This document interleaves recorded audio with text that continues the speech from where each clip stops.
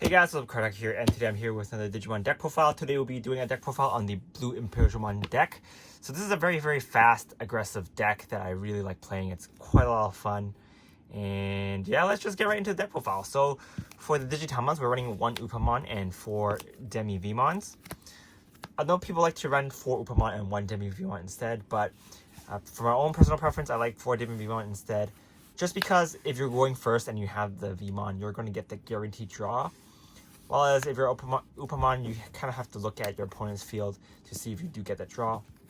So I think the Veemon is a little bit more easier to control on your side. And this deck doesn't have a lot of cards that can remove Evolution Source. So yeah, that's one of the reasons. I mean, if your opponent hard casts something, it's not going to be hard for you to get a condition off for Upamon. But this deck also runs a lot of jamming, so it's definitely fine. So for the level 3s, we are running 4 Veemons. So this is amazing new level 3 that we're getting.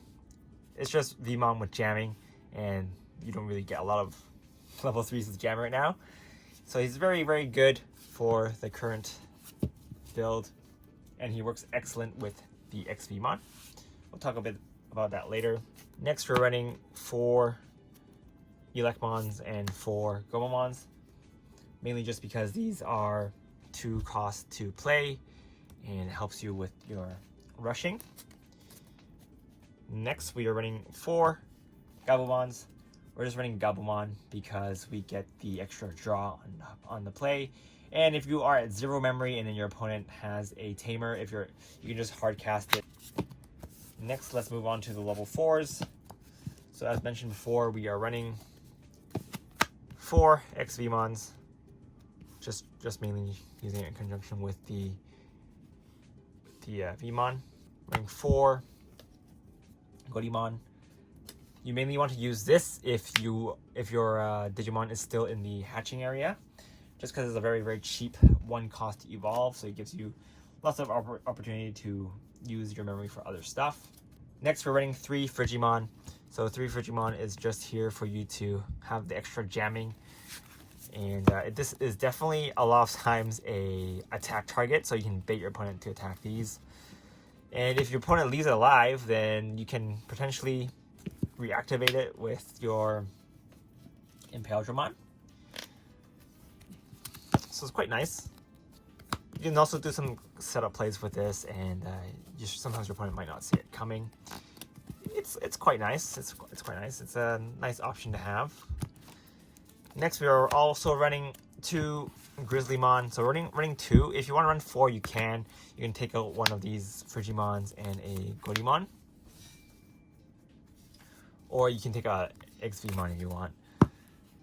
But mainly, we're not running 4 of the Grizzlymons just because this is a very fast and aggressive build. So sometimes these slow you down. I know people who run 0 of these blockers, which I think is kind of a mistake. And some people might debate that you must play 4 blockers in all decks, but for my intents and purposes, I think running 2 is enough for now. If I feel like I need the extra 2 in my other playtesting sessions, I might bump him up to 4, but 2 has been working fine for me so far. Next, for the level 5s, we're running 4 Imperialdramons and 4 Veemons. So the Imperialdramon is here just to help you make your Imperialdramon a lot better, and the Veemon is here to help you beat over blockers if your opponent has blockers on the board. But most of the time, if you're going into Imperialdramon, you want to be in Imperialdramon just so you can get the extra unsuspend. Next, we are running 4 of the Imperialdramon Dragon modes. So this is here to help you restand or unsuspend all of your jamming units. So if you have the Veemon or you have the Frigimon, you can suspend those 2. Or if you have the Veemon and Imperialdramon, you can unsuspend them too. But most of the time, what you're going to do is evolve into Imperialdramon, attack. If you have 3 memory, That's great. You'll go into Imperialdramon Dragon Mode, unsuspend it, attack. Since you have Imperialdramon as a evolution source, this will unsuspend, and you can attack again. So it'll be 3 attacks just that turn, which is really, really good.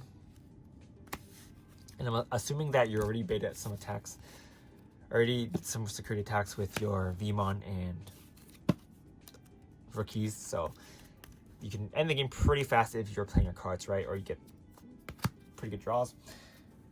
Next, we're running 2 of the Imperialdramon Dragon Mode. This is here to help punish your opponent for having monsters on the board and attacking with them. It's very good in a mirror match. Just beat over their Veemons and you can still do some security checks with it.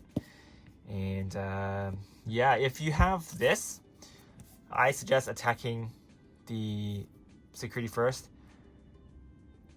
and then you can unsuspend it, and then you can attack the rookie. But the problem with this is, since it doesn't have jamming, if you do crash, it's going to die. So it's just be very careful about what deck your opponent is playing. If they're playing a deck that has a lot of very beefy monsters, then definitely don't try to do that. If they're playing green, it's pretty safe to do that unless you crash into a 12k. But for the most part, I think it'll be pretty safe. If you're playing a red or black, it's a little dangerous. Yellow is usually pretty safe, so purple is also pretty safe too. So depends on what you're playing against. Next, we are running 2 Omegamons. This card is just mainly here for removal.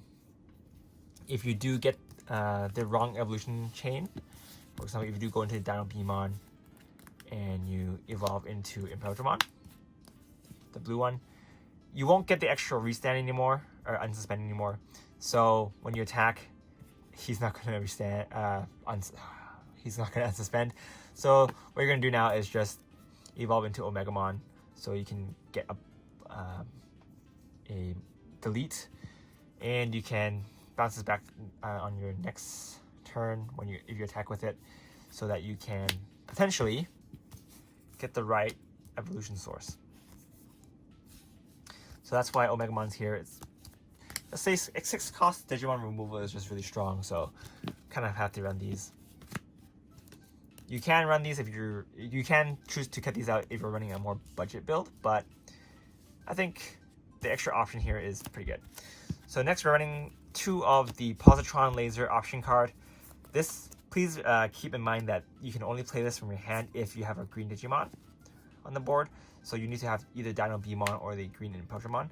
If you check this in security, then you don't need to worry about that. Mainly you're running this because it's a very, very good stall card. It's also a removal if you can play this and you have a blue Digimon on the board. So yeah, it's pretty nice. Basically, if they have basically you can choose 2 Digimon and they cannot attack or block until the end of your opponent's next turn, if you're using it from hand. And then if you have a blue Digimon, choose one of your opponent's Digimon and rest and return it to the hand. So it's kind of like a Cocytus Breath for the second part. And for the security effect, it's choose 2 of your opponent's Digimon, they cannot attack. So you can stop their attacks during that turn. And then you can also bounce if, yeah. So basically, the security effect is only different by it just lasting for that turn instead of lasting to their next turn. That would be kind of good.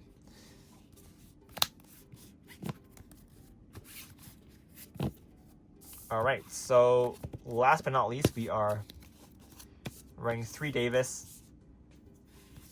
Mainly running these just so you can get your searches off. So we're not running that many green Digimon, so you're not going to get a +2 that often.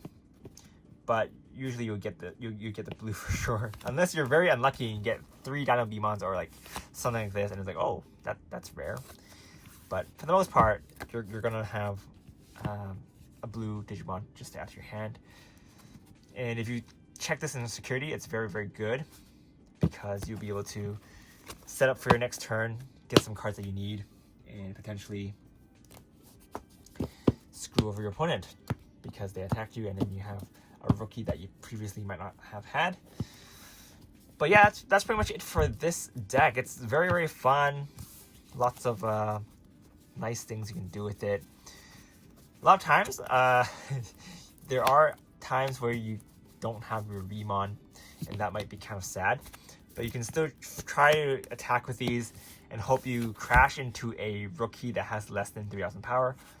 And then you'll still be able to Digivolve into Veemon to unsuspend itself. Lots of times that has helped me win games. For example, I attack with my Electmon and I crash into a, let's just say a Veemon. And then, whoop, I can Digivolve, make this active again, and then attack again. And that just gets rid of a lot of security. So you want to play this deck as fast as you can. Gotta go fast. And yeah, it's very, very fun to play. Definitely very different from... It's kind of similar to Rookie Rush. But it's, yeah, there's shares similar weaknesses too. If your opponent has Alter S, that kind of dampen your plans a bit. Especially if you're setting up a wall of rookies.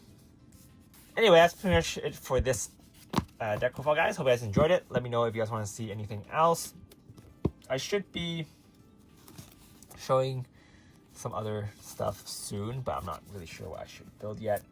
Let me know what you guys want to know. Let me know what you guys want to see. I might do an updated Shiny Greymon build with the stuff from BT3. This is Kartaku, and I'll see you guys next time. Bye!